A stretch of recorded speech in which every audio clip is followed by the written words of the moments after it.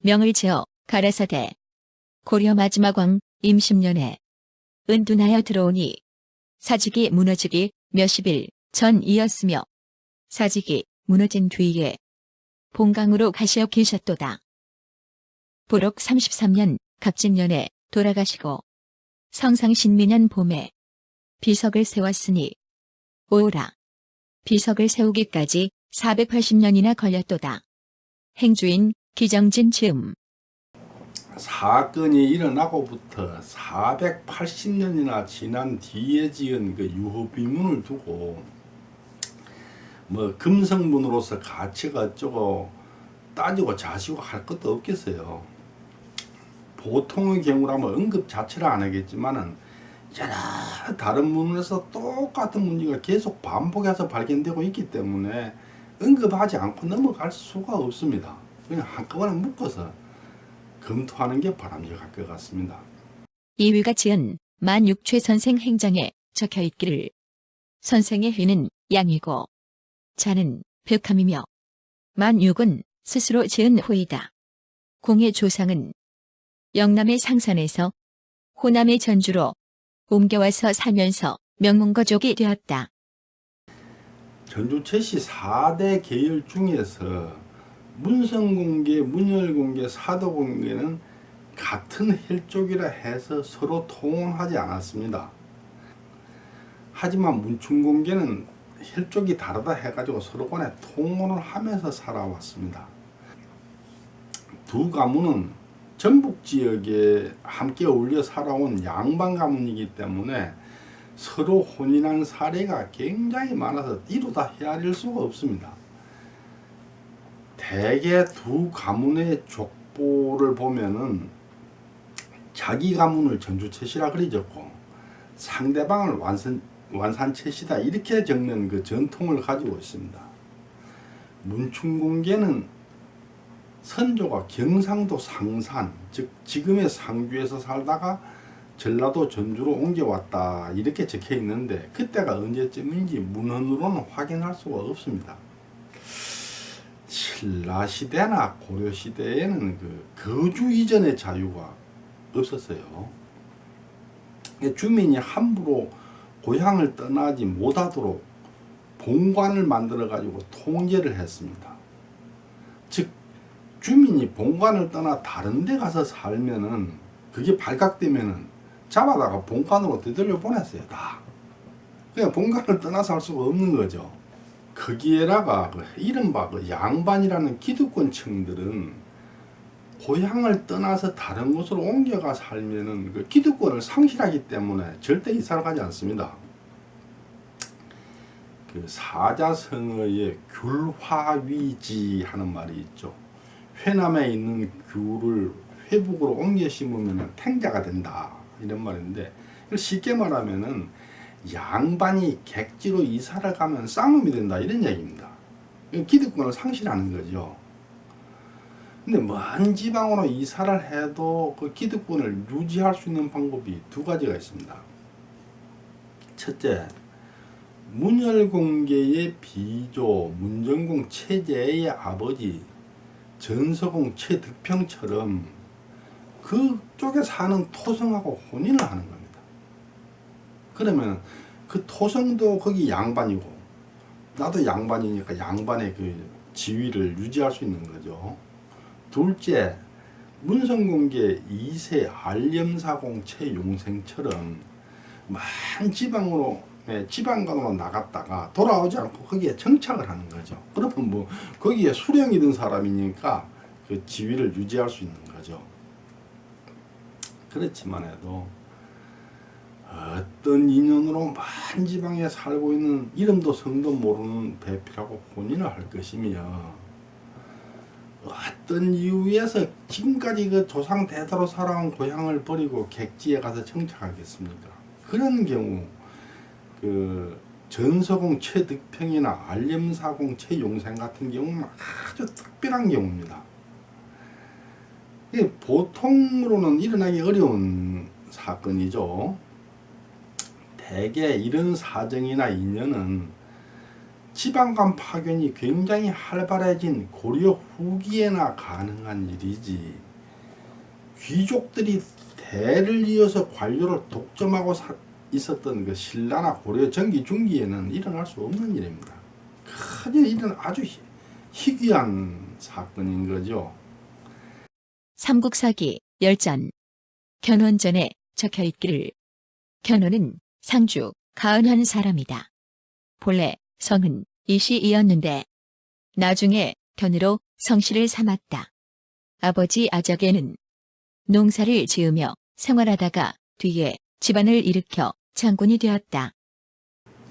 가장 그럴듯하다고 보이는 가정을 해보자면은 전주를 수도로 후백제를 세운 견훤, 이 사람 고향이 상주 가은현이니까 지금의 문경시 가은읍이죠.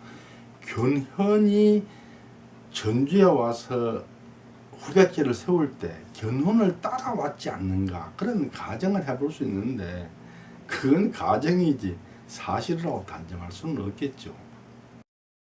공은 1351년 8월 경자일에 태어났는데 어머님이 꾼태몽에 한 노파가 나타나서 말하기를 이 아이는 동쪽마을 호장에게 맡겨서 키우라 하였으므로 그 말을 따라 이웃마을 호장에게 맡겨서 키웠으므로 이름을 양이라고 하였다.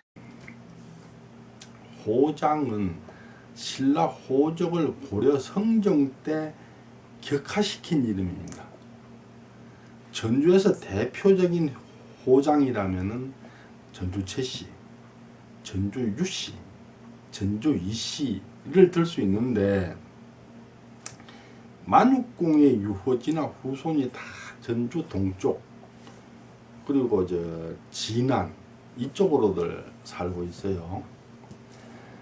그리고 또 호장 관문 중에 하나인 문성공계 전주 최씨 역시 그 문성공 묘가 지사면에 있고 또 후손들이 그쪽으로 살아요. 동상면, 지사면 이쪽으로. 그래서 혹시 그 만육공이 어려서 그 문성공계 가문에서 키워진 게 아닌가 이런 추정이 되는데, 실제로 그 만육공은 문성공의 외현손이니까 사실 남도 아니죠.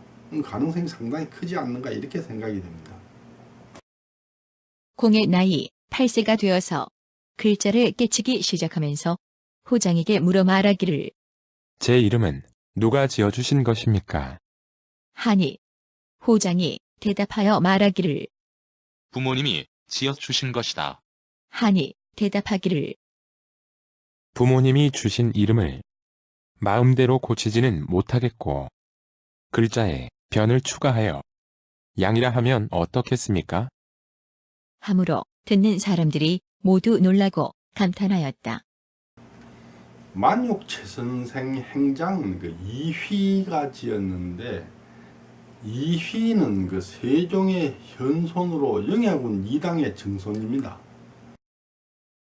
선생의 12대손 장염 경학이 나에게 찾아와서 공의 행장을 지어달라고 부탁하지만 오래된 옛일을 지금에 이르러 아름답게 꾸며 찬양하기는 어려우므로 삼가 양촌 권근이 지은 공의 묘지를 참고하여 이와 같이 적으니 더 추가하여 적을 말이 없다. 1589년 5월 19일 대관 보국 숙록대부 판중추부사 이휘 즈음. 이휘는 그 최경학이 가지고 온 권근이 지었다는 묘지를 참고해서 행장을 지었다 이렇게 적었는데, 권근은 만육공보다 15년이나 먼저 죽었으니까 죽은 사람은 산 사람 묘지를 지을 수 없죠.